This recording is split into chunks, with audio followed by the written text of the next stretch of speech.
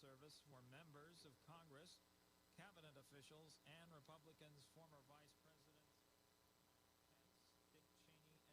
Oh, we're live. We are live. All right, so we're kicking off the tube. All right, what's up, everybody over there? You know what we don't do a lot of? Oh, shoot. We are live. Oh, Wow, dude. all right. Wow. Okay, that was me. Write that down. I got that. I need you to note that. That was the meatball. I gotta listen to it a little bit because I gotta be able to. You'll be get calling the me cue. at 1 o'clock in the morning and saying you hear voices on the show. I did. Was it 1 o'clock in the morning? Was it 1 It was o'clock 11. in the morning? It was 11 at It was night. at night. It went till 11. It scared the out of me. Should we ask her about Sunday night? We can. Yeah, we are. Oh, yeah. There you go. We're asking her. Nice echo we got. What's up, Jamie? What's up? Who's echoing? Why are we getting an echo? No, we're not echoing. Oh, because my playback. Oh, because of what your playback was? Oh, I got Miss Mary, how you doing? Roger Rabbit. Audrey, what's going on? What's up, my dudes, she says. What up, Sarah? What's up, my dudes? Oh, I didn't send this on nothing. 90 seconds. Hey, did you get your Tumblr yet, brother? What? This is the guy with the wolf? Yep. Lone Wolf, bitches. I actually enjoyed making that one. That was pretty cool. Good. It's kind of cool when you can get any kind of graphic and bring it to life, you know? That video was crazy. What video was that? Which one are you I don't know what talking she's about? talking about. No, not yet. You should get it in a second, brother. I can send you the tracking number. What's up, Barbara? Barbara, I got your 1 minute. I got your Christmas card today. Thank you so much. I'm waiting to see Thomas Becker. I don't know if Becker's going to be coming in here yet.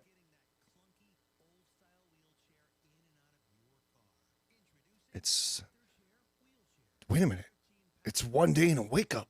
1 day and a wake up. One day and a wake up. Yeah. Ask Beaver Rocky. We're Haunted Hill House on Sunday night. They're sent, Jamie. Let me check the tracking on it. 30 seconds. I'll check the tracking on it, Jamie. But I sent it out a while back, so you should have them. You should have already got them, really. All right, here we go, folks. Medicare or insurance accepted. So call right now to order yours. 800-823-5826. 800-823-5826. 800-823-5826. That's 800-823-5826. Journey into the matrix of the mind. Stretch your imagination and challenge reality. Abnormal realities are beacons for the imagination. What society deems abnormal may be more real than we think. This is Abnormal Realities with your hosts, Ron Phillips and Rocky Stucci. Oh, yeah, it's Friday night right here. We are down to 1 day and a wake up. And, folks, we are going. It's on. We are going. Oh, there it is. What's up, everybody? Haunted Hill House, Sunday night. We are too close. Dude, we are, and Brad Staggs is talking smackaroonies, and Oh yeah, he's talking about going sitting in the attic by his dang self. he's doing it, and he has to go live on that because he's That's talking. what he said. That's what he said. Dude, he's disrespecting. No, he's not. He is. just all he wants to do is have something happen. We'll see how that works out for him. Yeah, we will see how that works out for him. But welcome to the program, folks. This beautiful, it was gorgeous out today, Friday night. Abnormal Realities. Ron Phillips, Rocky Stucci. Go to the website, abnormalrealities.com. And all the information you need for Romika Designs, Insane Custom Tumblers, everything you need to know is going to be right there. We got a big day tomorrow, but we got a big show tonight. So yeah, and by the way, importantly- folks, we're a couple of days away from not being able to do the abnormal PD ornaments anymore in order to get them to you by Christmas. So if you want one, please go out to abnormalrealities.com/shop. Get your abnormal PD ornament. These hands right here will create that bad boy for you. Oh, show us those hands again, Phillips. Right here, these hands. Oh! These jazz hands right here. Hello, Miss Leslie. Yes, we are live tonight. All right, Ron. Oh, guys, we got a great show tonight. on, We have a bring her special guest. Her name is Reverend Corbie Mitleid, I think is how she pronounced it.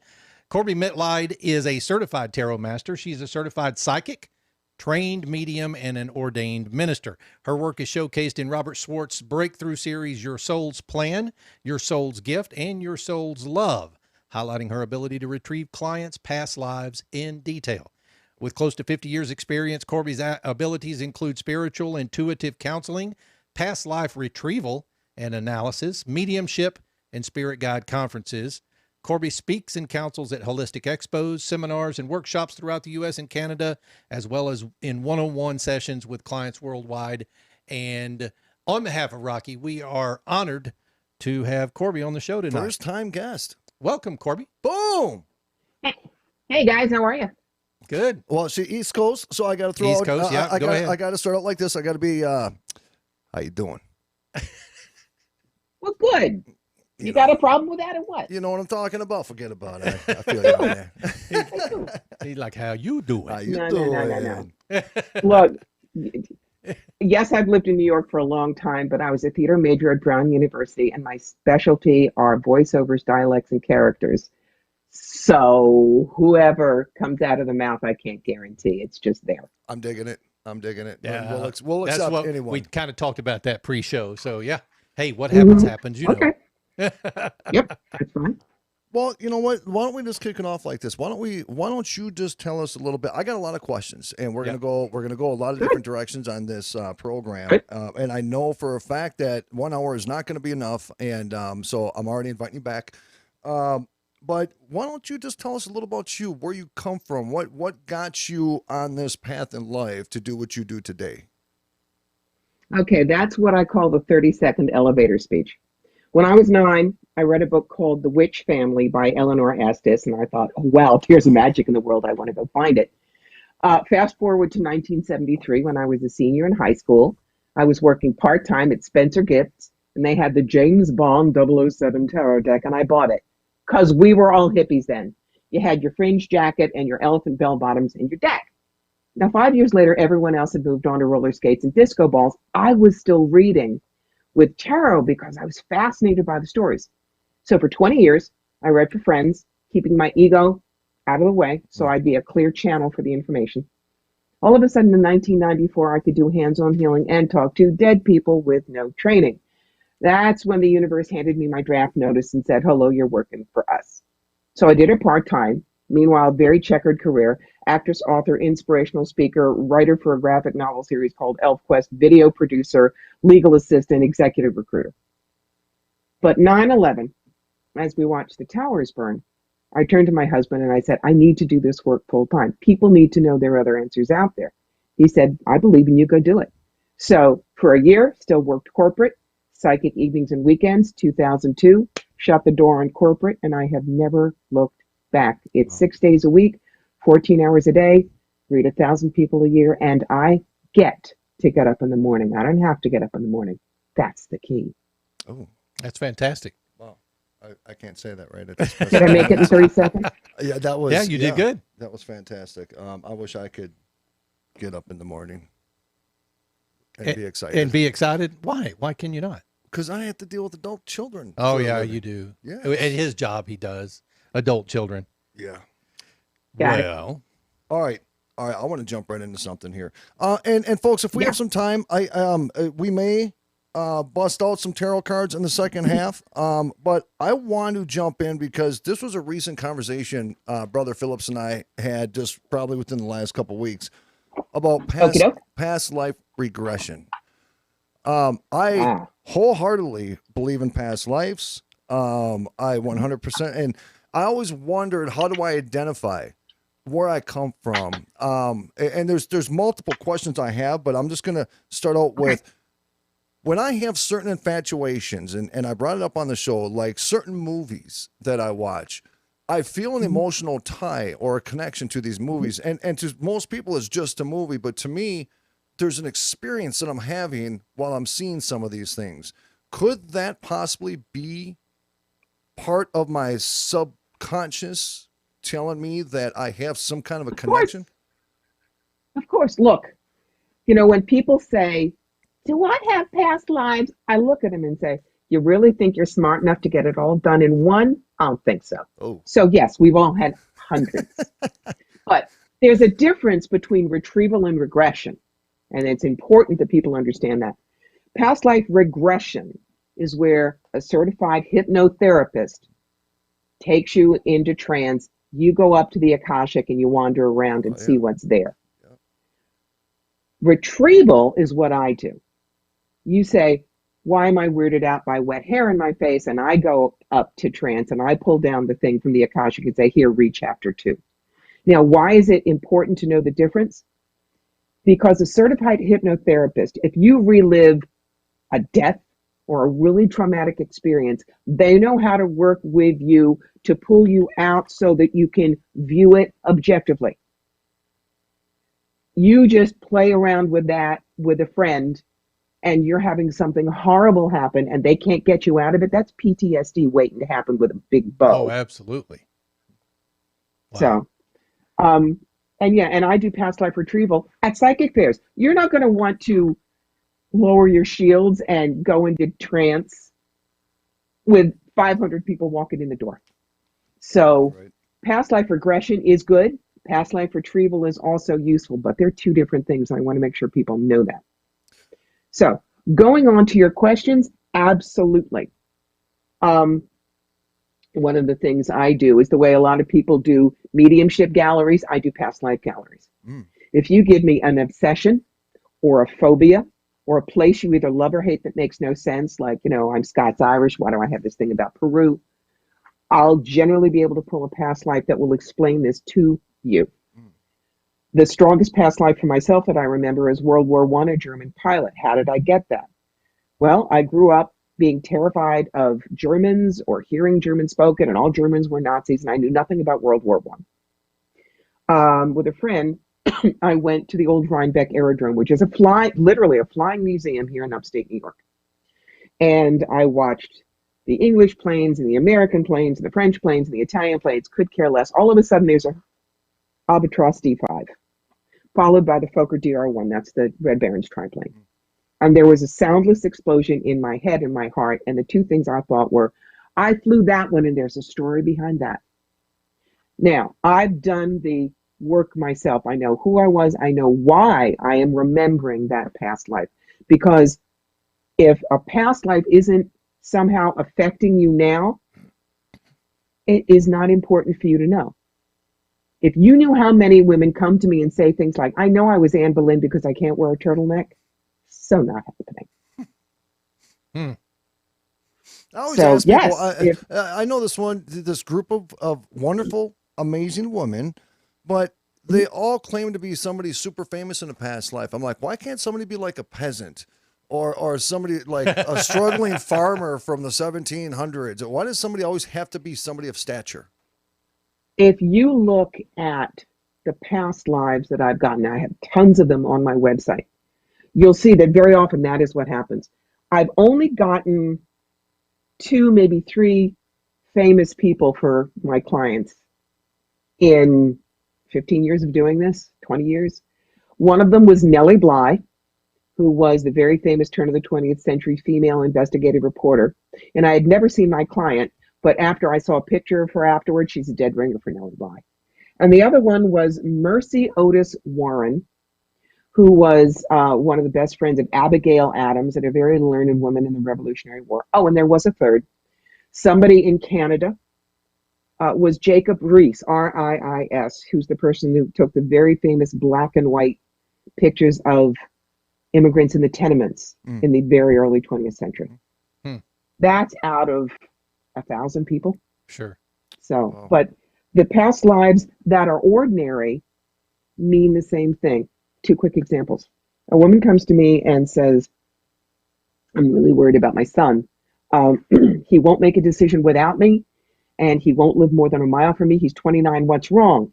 Well, I go upstairs and I go, okay, 1944, Utah Beach. I see your son. He's on the beach. His leg's pretty badly ripped up. You're his commanding officer, and you are dragging him over a dune and saving his life. You took some shrapnel too, but you both made it out. And I opened my eyes, and she's very pale, and she says, did you see my rank? I said, yeah, you were a sergeant. And she goes, he has called me Sarge since he was 3 years old, and we never knew where it came from. Wow. Wait, what? Second, yes. Second, a woman from the Midwest was always fascinated by the Underground Railroad. Okay, go upstairs. I'm seeing a small whitewashed room, low ceiling. There are two tall gentlemen standing by the bed, and their heads are bent over because they're too tall otherwise. And you're kneeling by the bed.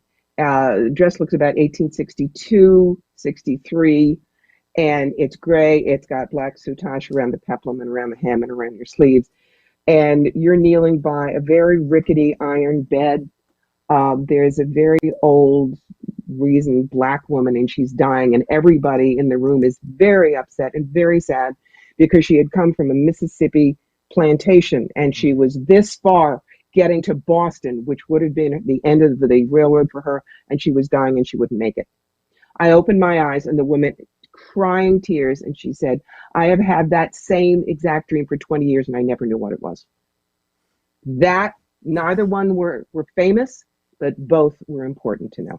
You know, so you bring up the dream part. Yeah, she was dreaming that. Yeah. So it was a recurring dream for her. So I've had Yes. I've had a recurring dream my entire life, and it's horrifying to me. It's heartbreaking to me. So I think you might have already even answered the question, but so our dreams communicate with us as well in regards to past lives. Absolutely. Absolutely. They'll feel different. They will feel more real than the dreams about, oh my God, I'm walking down the street naked, or oh my God, I'm back in my senior history class and I didn't study for the test, or I'm flying. We all have those. Those are classics. But when you have something that specific, especially that repeats, that's a message. I was I don't want to say a cowboy, but it was in that era. And the lady I was with was Native American. My wife today is Native American.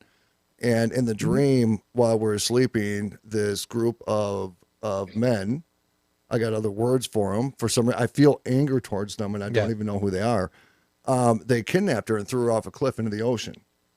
And I've always wondered if that was Lisa. And could people, you know, I mean, we hear a lot of people talk about twin flames. Could somebody that you truly deeply loved in a past life, could your souls reconnect in another physical existence? Oh, yeah, but it doesn't necessarily mean that they're twin flames. Right. We all have soulmates. Soulmates are part of our core team. Twin flames, John and Yoko, Bogart and Bacall, Richard Burt and Elizabeth Taylor. Okay. Example, my father in this life was my best friend. Most lives, we come in same generation and we are best friends, but I knew with what I had planned in this lifetime to learn, I would need a best friend as a father. So he agreed to play that role. This is part of your pre-birth planning. Right. Okay. So yes, the fact that twin flames don't always have to be romantic. Perfect example. The very famous yogi, Paramahansa Yogananda, had a disciple. Her name was Dayamata. She met him when she was 18. She devoted her entire life to him. She died at 96. She was running the Self-Realization Fellowship for years after he died. Were they twin flames? Yes, but never anything romantic. So me and Ron could potentially be twin flames? Are you kidding right now? What? Stop touching me. Soulmates, Megan. Woo! He gets touchy feely. We just have to I go freaking along. love this guy. You know what I'm saying? I freaking love him. And I love him. He's the brother that I have a brother, and I love him to death. But Rocky is this other guy that I feel like is my brother as well. And we've only known each other for about 5 years, but it's just that kind of relationship. He's just that close. His family's that close to my family, and we enjoy doing the same things. And what's kind of ironic, or what's kind of weird to me, is when you were talking about past life retrieval, are the things that we like in this lifetime things that we were interested in previous lives, things that we did in previous lives? Sometimes yes, sometimes no. Yeah. Because I'm completely intrigued with space, UFOs, things like that. I'm intrigued with all of that to the extent that I think about it quite often. My son, on the other hand, is completely overboard with it. It keeps him up at night thinking about, life in the universe, aliens, UFOs, things like that. And so I'm just wondering if maybe we did something in a past life that had something to do with that. Very possibly. But Sometimes your soul makes sure that you cannot do what you did before. You come in with that a makes different sense. set of stuff. Yeah. For instance, I can't fly this time. I did two lives ago, but I have vertigo, so I couldn't get a pilot's license. I was an engineer who played the violin. For me, 1 and 1 is 3 on alternate Tuesdays. Words are my drug of choice this time, and the only thing I can play is YouTube and Pandora. But the if you will, priest counselor energy has been with me life to life to life. And then when I was a squadron leader, people would just come to me, Herr Leutnant, can I talk to you? And they would just, almost like the confessional. What do I do now? I'm an intuitive counselor and a reverend. Those kind of things carry over based on what you want to learn in a given life. That's intriguing. Very. Can anybody do what you do from like a psychic standpoint or regression, I guess with training, Hell maybe? Yeah. We are all right. Example, I have 2 Elton John examples. This is one. We all have 10 fingers, granted. All of us can pick out chopsticks when forced. Some of us are fascinated by the idea of music, and so we learn to read music, and we practice our scales, and we get pretty good. 1 in 10 million is Elton John. So can you do what I do? Absolutely. One of the reasons that I am as good as I am is because I've loved it and have been devoting decades to it. Not saying that I am the Elton John of WikiWoo, not at all. But I'm the example of if you really spend time, you can do this. So yes, don't let anybody, in fact, I lost a reality show gig. Really? Because they said, all right, yes. All right, now we want to make sure everybody knows that, you're amazing and there's nobody else like you and they can't. I said, but that's not what I tell people. All my life doing this, I've said, you can do what I do. They said, oh, we're not interested then. And they went and found somebody else who would lie. And I've never regretted it. The money might have been nice, but no. Good for you. No, it would be going against a core belief of mine. Right. Besides, there are 8 billion people in the world, darlings. I can't read them all. We need more psychics. So yes, if you can do what I do, have at it. I don't know. We're just getting to know each other. I don't know what your beliefs are on certain things, but when it comes to past lives and we talk about extraterrestrial life, could we possibly reincarnate in a different part of the universe? Could an alien reincarnate as a human? Could I reincarnate as an alien? Is that possible? Or do we reincarnate within our bubble here on Earth? Souls are souls are souls. I do not think, I'm not into transmigration. If you're not good this time, you're going to be born as a chihuahua next time. No, I don't do that. I don't want to be a chihuahua. I don't want to be a chihuahua. No, you don't. I have 2 of them. I don't want to be them. Burn these mountain dogs. Right? Or a golden retriever who is excited about the entire world. But there are other universes. There are other dimensions. How arrogant of us to think that we're it. Yep. That's like the people in the medieval days that said the sun revolves around the earth. No. If you take a look at how tiny the earth is and you place us in the entire galaxy, you see, we're just over here in the arm of the Milky Way. Yep. You have the unmitigated gall to think that it all happens here. Right. Please. That actually bothers me that people think that. I borderline get offended, and it takes a lot to offend me, but it's just like, how could we as a species become so small-minded to think that we are the superior being in this? I mean, you were just talking about a picture that was taken, and it was like a 1 inch by 1 inch into the universe, and they got thousands upon thousands of galaxies in one little tiny little square cube of a picture. We can't even comprehend the size of our galaxy, let alone thousands of them floating there up in the never-ending land, And a lot of it is because people can't fathom anything outside their current sphere. Oh. They can't. People are afraid. They're afraid, yeah. Man, I don't know, brother. I think I needed this conversation. Well, but it helps expand, too. I mean, it's expanding my thought, especially on the whole retrieval versus regression thing, you know. It's just, again, it's intriguing to me because these are things that I just don't understand, don't know well enough. And it's just kind of, I want to say weird, but that's really not even the right word. No, I said it on a show one time, and I said it horribly, and Ron gave me shit for like a week. But I was trying to say that, we call the show Abnormal Realities, and we got a big investigation coming up on Sunday night. I've been researching paranormal for a long time, and I always say that what we deem paranormal or things in that realm are actually more normal than our manufactured existence, because that's the real stuff. Our physical existence, I believe, is just this blip, just a quick blip, and so much more of what we truly are, universally and spiritually speaking, right? Yeah. I don't know if that makes sense or not. Does that make sense? It does. Complete sense. It makes sense. Complete sense. It kind of flowed out. I got goosebumps right now. It's weird. You're such a dork. You channeled it, darling. All right.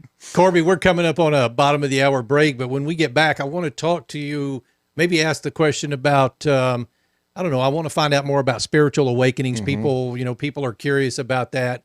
And we also want to talk a little bit about karma, because I love those videos on YouTube. I got notes. I don't ever have notes for a show. I'm writing all these different things down. And we'll make sure that we post your website. I want people to contact you. I want them to understand the past life things, spiritual awakening. We're going to cover some of that when we come back to the second segment. Folks, again, Sunday night, you can catch Brad Staggs, Ron Phillips, myself at the Haunted Hill House. This is going to be Ron Phillips' first official. It is, and good Lord help me, because I'm already starting to get a little bit of sweaty palms for it, and we'll see how it goes. Now, we have to be there at 6 p.m. Central, and we'll probably start, our live stream shortly after that. Yep. They're going to give us a tour. Are we going to live stream the tour? We're going to live stream the tour. Okay, yeah, just so everybody will know. And the people over at, what's the name of that show? The Off Track Syndicate. They decided to do a replay on Sunday night so that everybody could focus on what we're doing. So we want to say thanks to those guys over at the Off Track Syndicate. Rocky Stucci, Phillips. Rocky Phillips, I'm taking us home. All right, hey, folks, more coming back. Spiritual awakening and so much more. Do not go anywhere. Abnormal Realities. We'll be right back, kids. Stand by. Back in 2.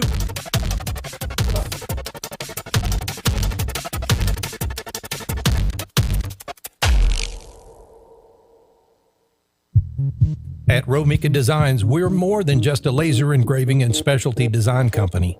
Much more. I'm Ron Phillips, co-owner of Romika Designs, and if you can dream it, we can probably make it. We can custom laser cut and engrave on nearly all material. Great for one-of-a-kind gifts, home decor, business and specialty items, or personalized and logoed designs created just for you or your company. Allow us to become your go-to gift and specialty project partner. Romika Designs can help make your ideas a reality. We're ready to help you design and create that special gift for any occasion, or engrave your personal or business logo on just about any product. View our designs at romikadesigns.com or simply email us with your ideas. We specialize in custom design and would be honored to have the opportunity to discuss it with you. Call us at 817-400-4040, email info@romikadesigns.com, or visit us on the web at romikadesigns.com. Abnormal Realities. I love my mom. Yep. She sent me a message. My mom did? Yeah, Wednesday night, and she invited me over tomorrow night to watch Titanic and share a bowl of popcorn. And I accepted. You did? Yep. That'd be fun. And she calls it Chaps Only Night. Every Saturday night. Look. Miss Dixie, Look, how you doing? He said, it's my mom, bro. All right, it's my mom.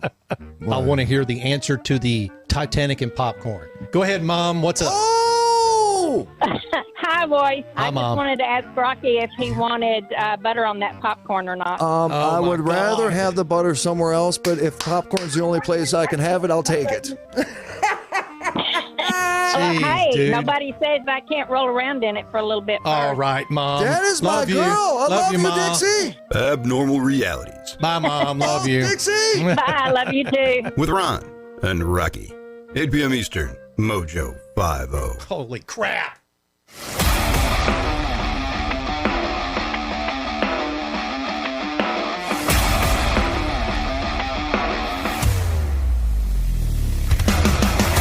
Oh, yeah. Oh, yeah. Welcome back to Abnormal Realities, folks. My name is Ron Phillips. That is not Rocky Phillips. That is Rocky Stucci. You had to play that commercial, didn't you? I did. I had to play it. Well, it's the promo that plays during the bottom of the hour. Corbie's like, what the hell did I just listen to? Sometimes the shows go completely off the rails. That's our Freaky Friday shows. They're typically PG-13, so join us. Next Friday, I'm sure we'll have another PG-13 Freaky Friday. I have one of those super hot chips that Ryan is going to eat live on one of the shows this week. Yeah, we're going to have to do that. Probably we'll do it. We can do it Monday. What do you mean we? Well, we may not be. I may not be alive on Monday, so we can't plan. No, it's not a Monday we night. thing. Oh no, I told you we were doing halves on it. We're ain't cutting it doing in half. nothing. Oh yeah, we are too. If I'm going to eat a hot chip, you're going to eat the other half of it. 7 Eastern, correct, Kathy? Yeah. All right, come on. All right, let's go back to our guest. Our guest this hour is Corbie Mitleid, and she is a psychic and a medium and ordained minister. And Corbie, thank you so much for joining us on the show tonight. We've got a lot of stuff that we're talking about. And one of the things I wanted to ask about was, what is spiritual awakening? It's dawn breaks over Marblehead. It really is. I felt that. I felt that, he said. You know, what we were talking about before the break is how people live in these little bubbles because they understand fear and scarcity. And if you have, I don't, and. A spiritual awakening is when you realize there is so much out there that is bigger than we are, that is more profound than we are.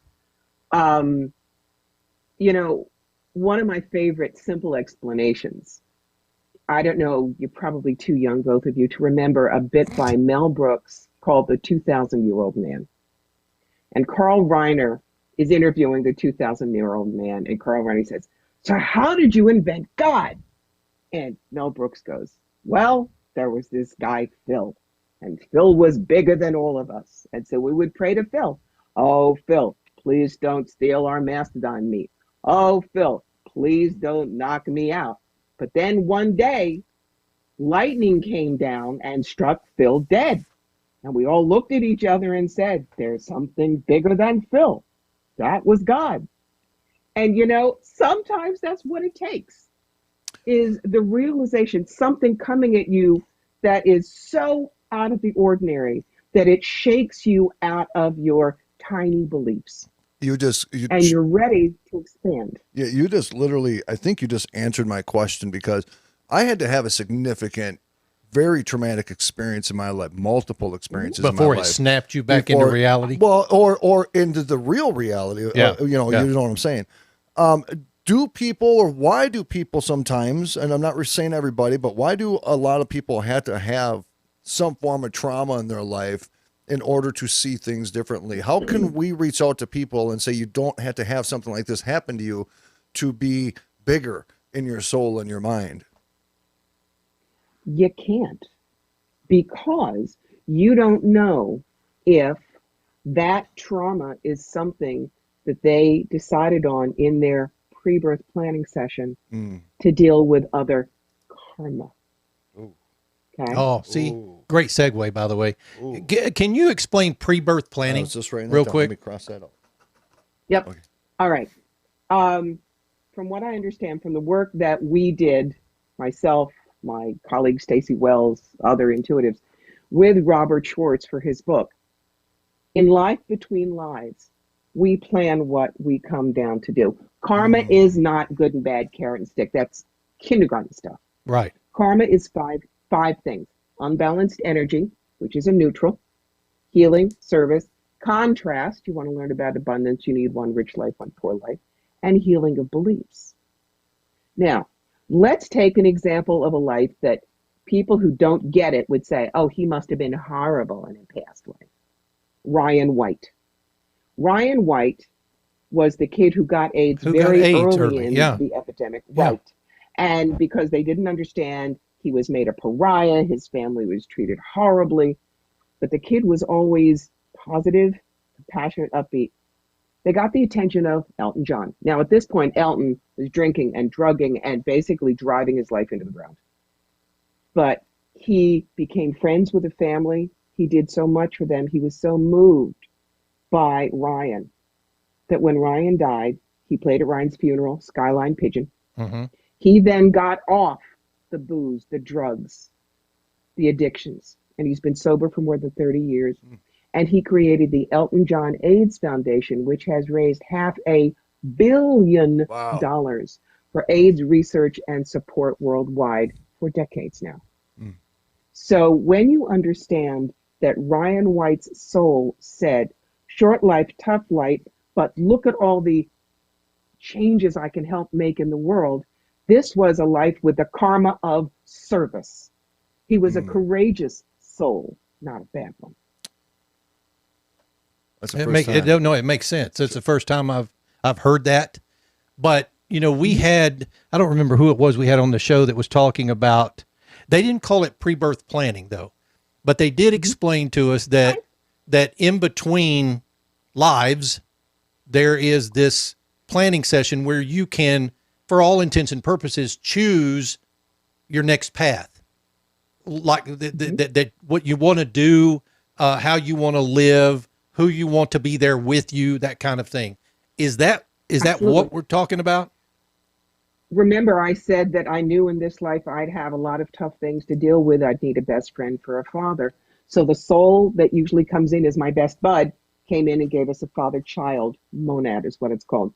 Now, with me, I'm energetically 80-20. 80% of my lives are male, 20% are female, and those are the ones that are the really tough ones.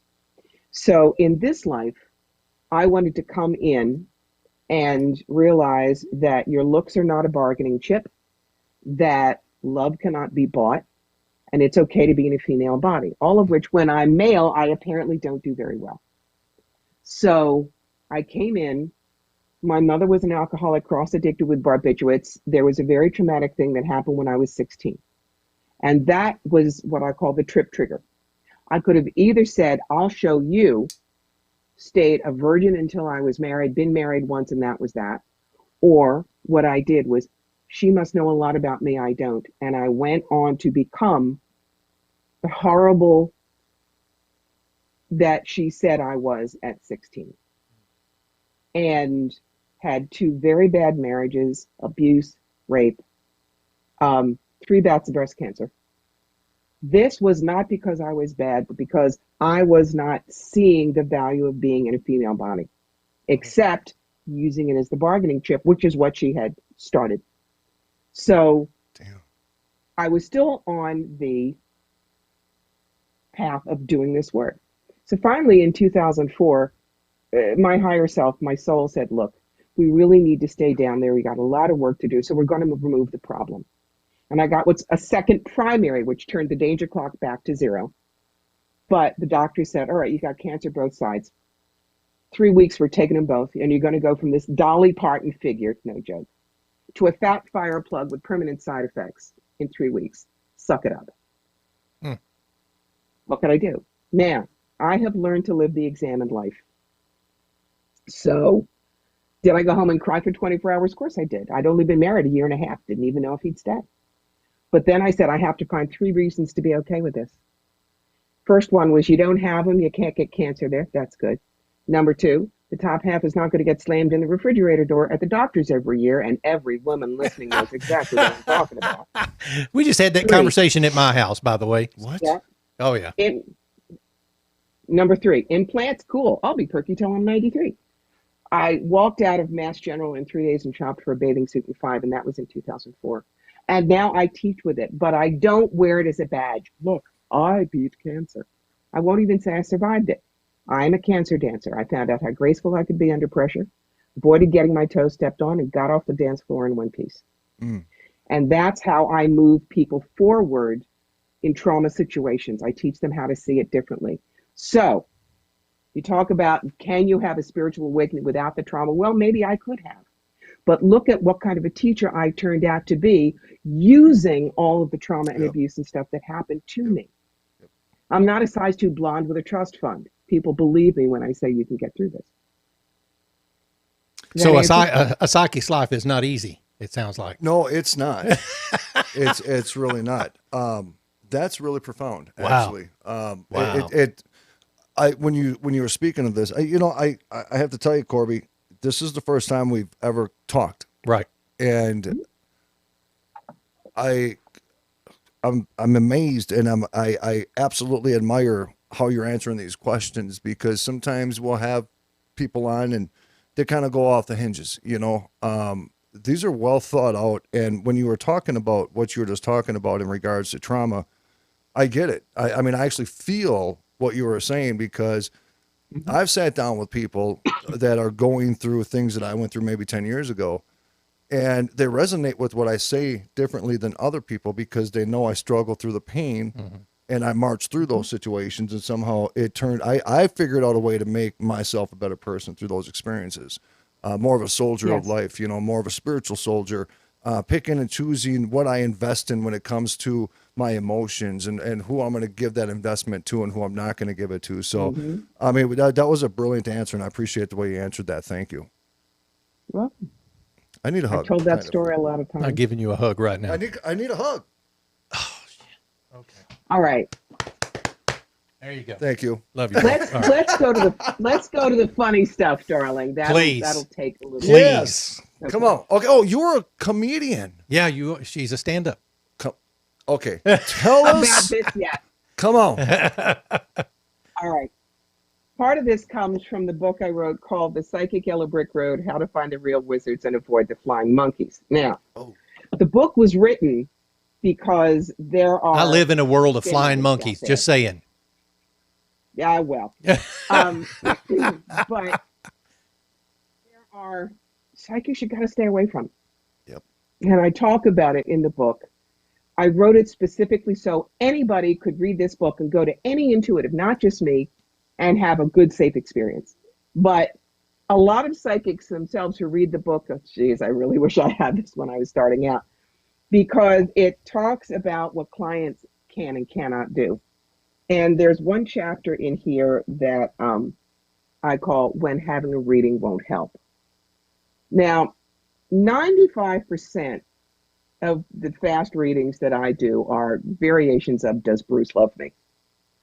But sometimes there are people who are going to get the answer they want out of the psychic, no matter what it takes. So, does Bruce love me? No. Is he gonna love me? Not the way you want. Well, if I do such and such, is he gonna love me? No, he's not. Well, is he gonna call soon? No, he's not. If he's not gonna call soon, is he gonna call later? And they keep beating on you until finally the psychic wants to go, okay, fine. Yes, he loves you and he wants 7 babies with you, but he just doesn't know it yet. Oh, good, I thought so. Don't do this to us. Oh my God. And then they willingly pass the money to you. Oh, look, she told me what I needed to know. Don't waste your time and my money. Because frankly, people say, how often should I get a reading? It depends. If I do a career reading for you and a month later you come back and say, it was a great reading, I did all the things that you're talking about, now things are shifting, can we look again? Absolutely, I'm delighted to do it with you. But if you come to me with the same question once a year, and it's for 3 years, and I know I'm giving you the same answer, and you're not moving forward, guys, I'm like a good bartender. I cut you off. You're wasting your money and my time. So that, and when that happens, when people hear about that, they go, you're not very nice. You're not all love and light. No, I'm not. I'm from New York. Yeah. Yeah, look at that. Chills. I got chills. And one of the things I tell people is when you go, like, how do you choose somebody at a psychic fair? You don't know us from Adam's House Cat. Well, you have to be good puppies. The first thing is do your walkies. You go in and you walk around and you look at all the booths and you just get a feel.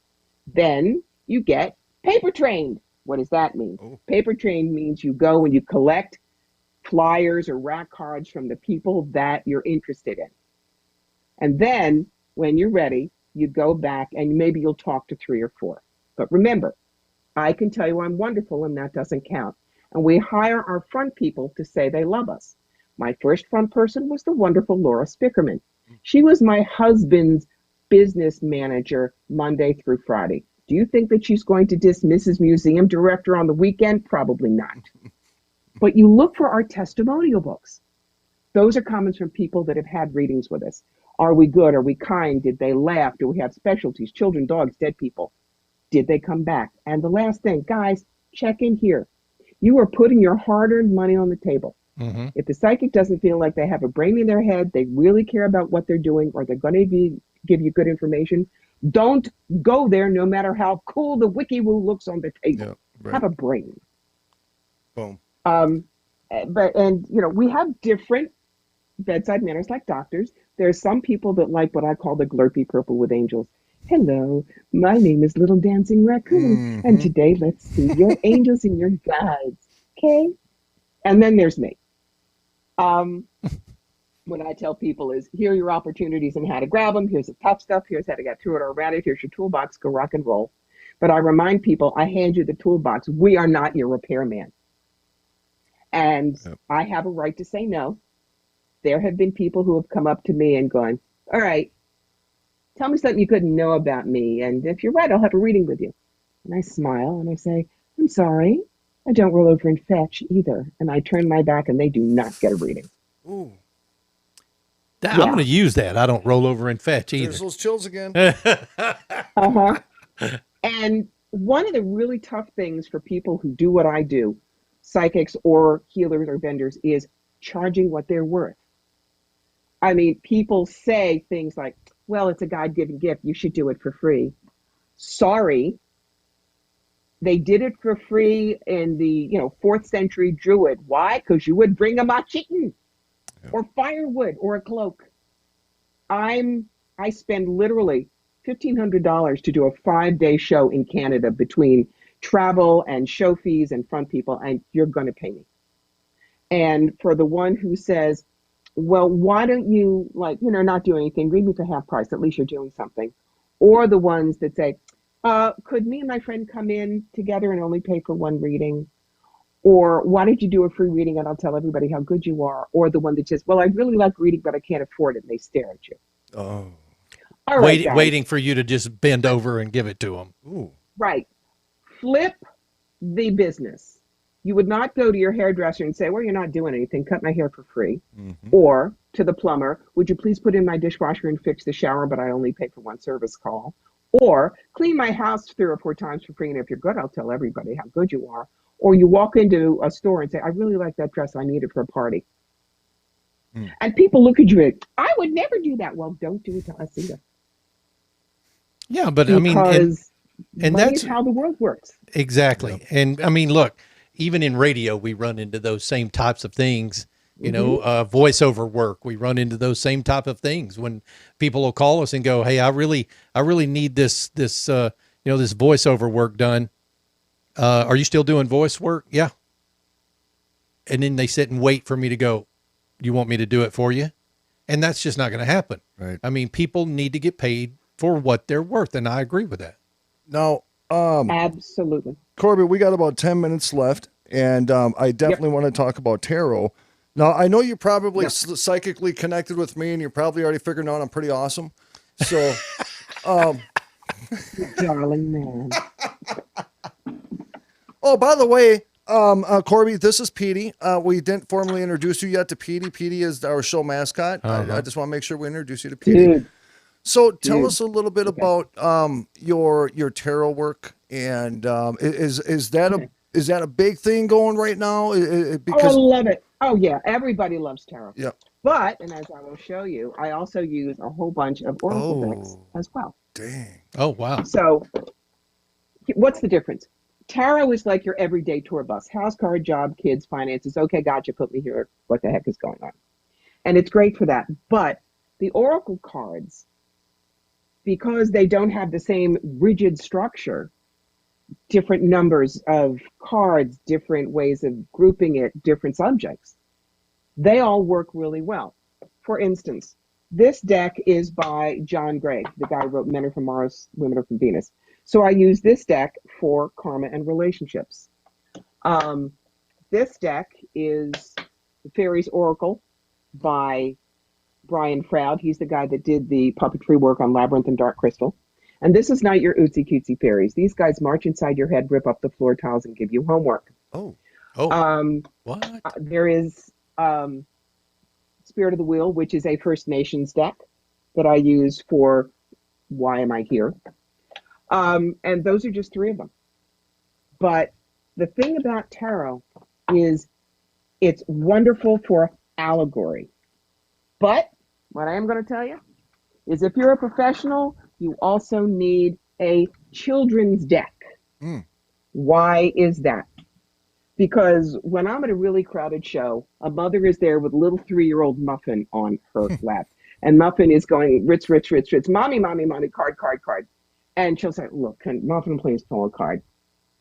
If you just let Muffin pull from your tarot deck, what are you going to do with, oh, look, Muffin, death. You know,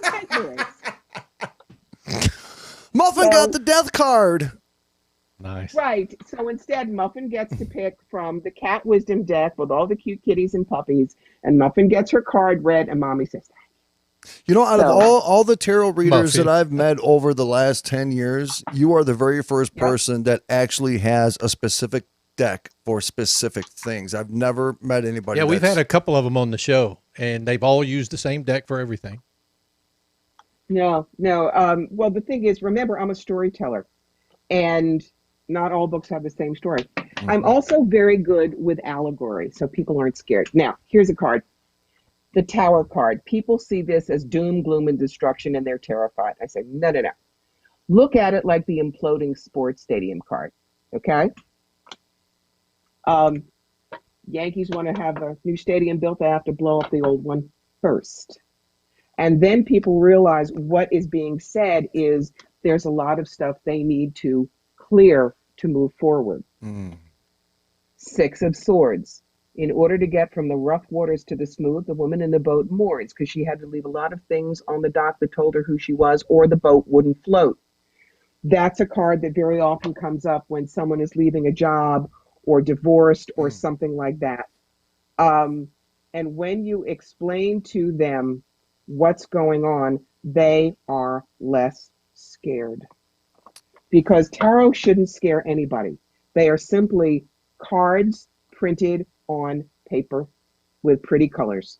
But if you get, how you read. Right. That's what I was just going to say. That If you makes the get difference. somebody who's misreading the cards or misinterpreting the cards or kind of mismanaging the psychic ability on top of the card itself, could that reading turn catastrophic and be completely misrepresented? Yeah, it's one of the reasons why if you have a reading with me, I always record, unless it's, the 1 minute lightning readings. Right. I have a recording for you because you'll never remember everything. And if you're taking notes, you're not listening. And what I would say is, all right, it's December 10th, 2021. It's Corbie Mitleid. I'm doing a reading for Susan. Susan, I must remind you, per New York, where I am, and California, where she is, law, this is for entertainment only. Okay. And she has to say okay on the recording. Because people need to take responsibility for their own lives. Again, we are not the repairman. That's right. You probably see a lot of that, though. Oh, huge. Yeah. Why do you think I wrote the book?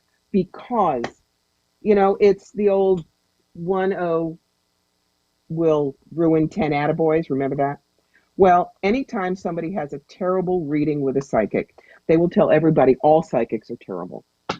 So if I can train you to feel safe and use the psychic reading you don't go to well, all boats rise. But it will be very, very few psychics who will look at this card and say, remember, this is the wishes fulfilled card, but there is a secondary meaning. Be careful what you wish for, because you're going to get it. Ooh.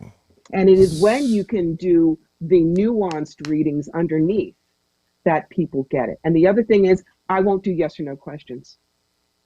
If someone said, is my new business going to be successful? I say, and what if I said no and you're going to lose everything and live in a box under a bridge? Wrong question. So I do a multiple spread, a card for them, a card for the energy around their business, the brick and mortar location, how to market it, clients, competition, staff, finances, what they need to know, and best possible outcome. That gives them a rocket pack on their back. Absolutely. It empowers them. Yes or no questions is when people say, but we can fix this. I have $600 candle, Yeah, we don't get it. I notice in society a lot, and within kind of like my little arena, that I observe people. I observe behavior and actions and reactions and how people react to certain things. And it seems that we live in a time where people benefit off of misery.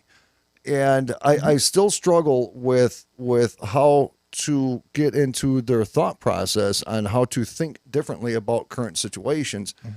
But like she just said, it's up to the individual. Corbie, she'll give the information. She'll say, this is the information. How you take it is how you take it. And then you referenced a little bit ago about how you get the same person back every year with the same questions because they're not doing anything to change. So what's your advice to people that are kind of stuck in the rut that benefit off of misery for them to realize that self-identity and re-identification of what we're supposed to be in this world is glorifying? I can't help them. Right. Because it's not my circus, not my monkeys. That's right. But when someone tells me that I should read differently, I should take advantage, why don't you just tell them what they want? I just give them my 2 magic phrases. Thank you for sharing. You may think that if you wish. Right. But I ain't going there. Man, the way she's just said that, though, you may think that if you wish. Now, we only have just a couple minutes left here. Will you come on again and maybe we'll do some live reads? I'd love to. You are just I'd love to. Absolutely a breath of fresh air. There was a dear friend of ours in one of our chat rooms talking about she had a bad experience in the past with a psychic. And I think you may have just revived her. And I'm beyond grateful. Let everybody know, how can they contact you? And we will share all the information on all the platforms. Right. But how can people contact you, your book, all the information so they can get a read from you? They can't avoid me. They can't avoid you. First you go to my website, CorbieMitleid.com. You find me on Facebook, Fire Through Spirit. As a matter of fact, I do free readings there once a month, and it's coming up this coming Sunday, 4 p.m. Eastern. You find me on Pinterest, Instagram, YouTube, Twitter, all at Corbie Mitleid. And if you really want to work with me on a regular basis, you'll find me on Patreon. Got it. I was going to start writing that stuff down, but I can just well, go back yeah, and a lot of it we it's posted. All in, if you go into the letter I sent you, it's all there. Yeah, and we posted a lot of it already on the Abnormal Realities Facebook page for those of you who want to see it. And it's also, much of it will be in the description of the videos and stuff that we've posted here. Corbie, thank you so much. You've been like Rocky said, a breath of fresh air. You guys are great. All right, stick with us. We'll be right back to you as soon as we get done with the show. Man, I'm telling you, I'm grateful that we found her through this PodMatch. Absolutely. And here's the thing, though, and I cannot be more sincere about this. Anybody who's followed me even way before I got into other stuff, I've had a lot of different psychics on the show, and this is the first time I've ever heard the responses and answers that I did. So, I mean, I couldn't be more pleased with this interview. No, fantastic. Folks, you can go out to abnormalrealities.com. You can find all the information you need there about us. You can also go to romikadesigns.com, find out about the laser cutting and laser engraving, or insanecustomtumblers.com, find out what Rocky's doing these days. Rocky Stucci, close this out. Sunday night, folks. Hey, we love the hell out of each and every one of you. Hey, Sunday night, be there. Sunday night, love around 6 p.m. Central. We'll see you guys. Good night, everybody.